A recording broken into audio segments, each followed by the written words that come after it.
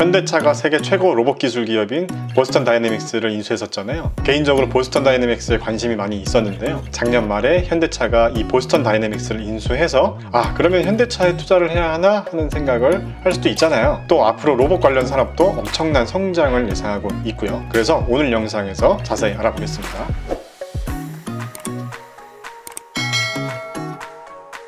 이 터미네이터가 진짜로 개발이 된다면 아마도 보스턴 다이내믹스에서 가장 먼저 개발할 것이라는 이야기가 있었는데요. 그만큼 2족, 4족 보행 로봇 분야에서 가장 높은 수준의 기술력을 갖췄기 때문입니다. 지금 보시는 영상은 보스턴 다이내믹스가 개발한 4족 보행 로봇인 스팟이라는 로봇입니다. 이 스팟은 몸통의 각 면마다 카메라가 달려 있어서요. 목적지로 가는 길 앞에 장애물이 있으면 알아서 비켜가기도 하고 음향 센서도 탑재되어 있어서 현장 상황도 감지가 가능하다고 하네요. 그리고 와이파이로 작동을 하는데 만약에 어떤 이유로 와이파이가 끊어지면 안전을 위해서 이렇게 즉시 엎드려서 쓰러질 수 있도록 설계가 되었다고 합니다. 자, 이 보스턴 다이내믹스는 스팟 말고도 다양한 로봇 모델 라인이 있습니다. 첫 번째로 빅덕이라는 모델인데요. 빅덕은 거친 지형을 가로질러서 장비를 운반하도록 설계된 대형 로봇입니다. 사족 보행으로 움직이고 총 길이는 약 90cm에 불과하지만 최대 150kg의 무게를 운반할 수 있도록 설계되었다고 합니다. 그리고 그 상태로 시속 6.5km의 속도로 달릴 수 있고요. 35도의 경사까지 올라갈 수 있다고 합니다. 자, 빅독의 가장 큰 기술력은 바로 이렇게 똑바로 서 있는 건데 별거 아닌 것 같지만, 자, 이 영상을 보시면 앞에서 아무리 넘어뜨리려고 해도 로봇이 끝까지 버티는 게 보이죠. 아마 보신 분들도 많이 계실 텐데요. 이런 식으로 빅독이 중심을 잘 잡아준다고 하는데 이 기술력 덕분에 어떤 지형이라도 문제없이 물건을 운반할 수 있다고 하네요. 자, 그리고 빅독보다 더 작은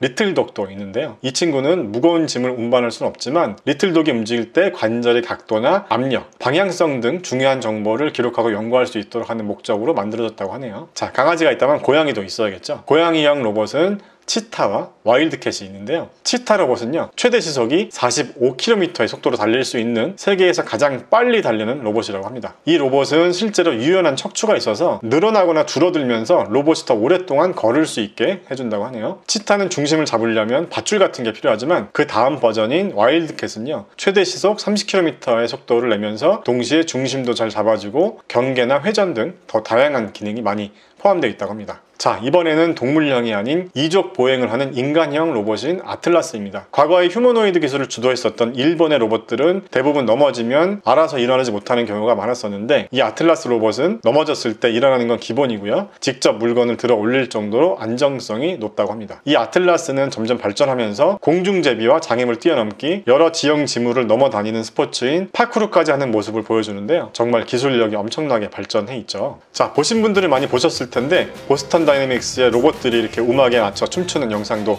공개되었었죠. 이 영상을 보신 분들은 느끼셨겠지만 앞으로 이런 로봇들이 길거리에 돌아다니는 일이 정말 멀지 않았다는 생각이 듭니다. 자, 그리고 택배 물류센터 로봇으로 만들어진 핸들이나 픽, 스트레치 총 3가지 로봇들도 있는데요. 이 로봇들도 신기한 자세로 넘어지지 않고 물류센터 일을 척척 해내는 모습이 보이죠. 핸들은 가장 처음 나온 택배 물류센터 로봇인데요. 처음 개발된 로봇이지만 완성도가 꽤 높아 보입니다. 그 다음에 픽이라는 로봇은 보스턴 다이내믹스가 가장 처음 내놓은 상용 로봇인데요. 자동으로 화물을 분류해주는 화물 전용 로봇이라고 합니다. 특정한 조건을 정해주면 스스로 분류해주는 모습이 정말 신기하죠. 그리고 올해 3월 달에 공개된 로봇이 스트레치인데요. 스트레치는 고정된 장소에서만 사용할 수 있던 픽의 이동이 가능하게 만들어진 훨씬 능동적으로 일할 수 있는 로봇입니다. 지금까지 공개된 로봇들만 봐도 정말 기술력이 엄청나 보이는데요. 앞으로도 큰 기대가 됩니다. 자, 보스턴 다이내믹스는 1992년 카네기 멜론 대학교에서 MIT 교수였었던 마크 레이버트가 세운 기업인데요. 2013년에 휴머노이드 연구를 본격화했던 구글이 인수를 했었지만 이때 같은 분야의 다른 스타트업들과의 협업에서 난항을 겪게 되고 구글에서도 하드웨어보다는 소프트웨어 비중을 늘리면서 2017년에 1억 6,500만 달러의 가격으로 소프트뱅크가 인수를 했었습니다. 하지만 소프트뱅크 역시 휴머노이드 로보틱스가 개발비에 비해서 수익이 부족하다는 판단으로 보스턴 다이내믹스를 포기해버렸죠. 그래서 현대자동차가 인수했을 때 이 기사 헤드라인 중에 구글과 소프트뱅크도 포기한 기업을 현대자동차가 인수했다, 이런 형식의 기사들이 많이 나왔었는데요. 저도 현대차가 보스턴 다이내믹스를 하는 생각을 했었고요. 어쨌든 현대차는 구글과 소프트뱅크와는 다르게 자동차 완성품이나 여러가지 부품을 제조하는 기업이다 보니까 이 보스턴 다이내믹스와의 결합 시너지 효과가 굉장히 클 것이라는 의견도 많이 있습니다. 지금 보시는 이 기사에서도 관련한 이야기들이 많이 있는데요. 4차 산업혁명이 점점 빨리 다가오면서 자동차 산업이 단순 교통수단 제조업체에서 모빌리티 솔루션 제공업체로 바뀌어가고 있고 현대차도 이런 대세 흐름을 캐치한 거죠. 현대차가 보스턴 다이내믹스를 인수한 금액이 11억 달러, 하나로 약 1조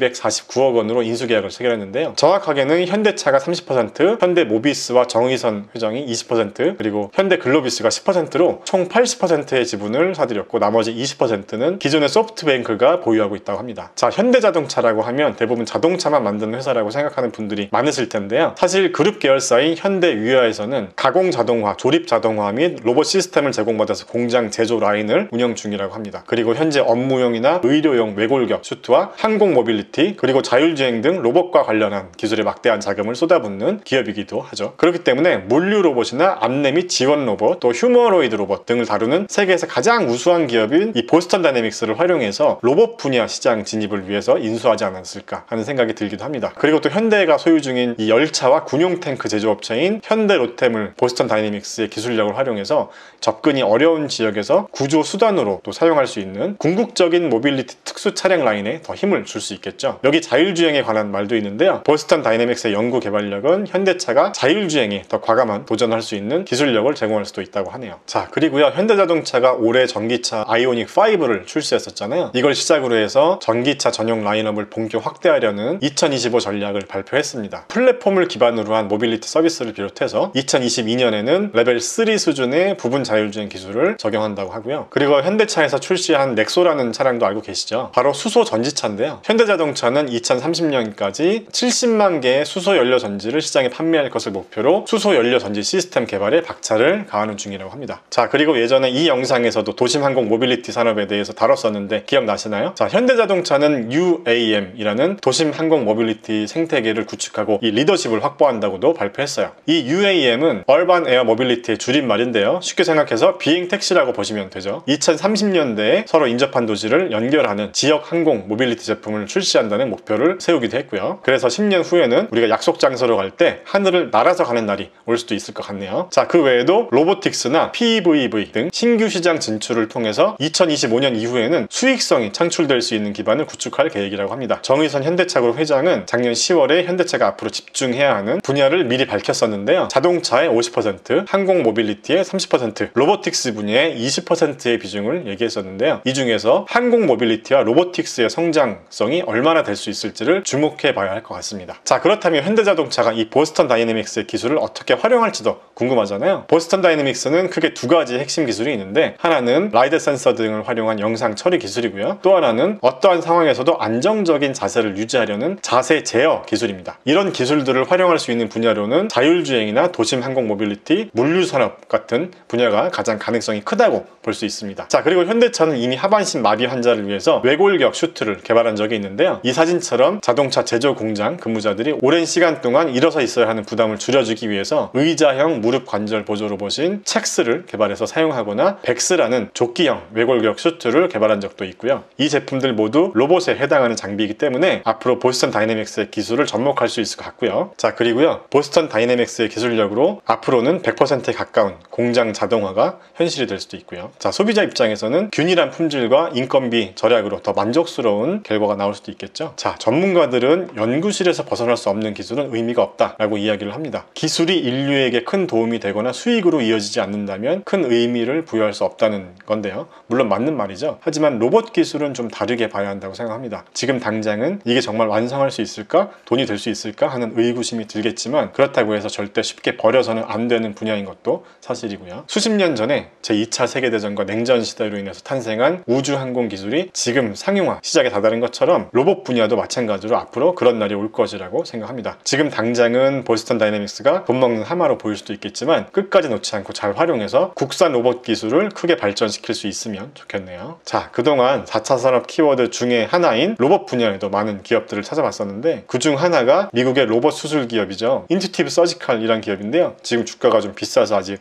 지켜보고 있는 중이거든요. 로봇 기술 분야에도 관심이 많이 가는 만큼 보스턴 다이내믹스를 인수한 현대차에 투자를 해야 되나 하는 생각을 해보면서 이번 영상을 준비해봤습니다. 자, 그럼 다음 영상에서 또 만나요. 안녕.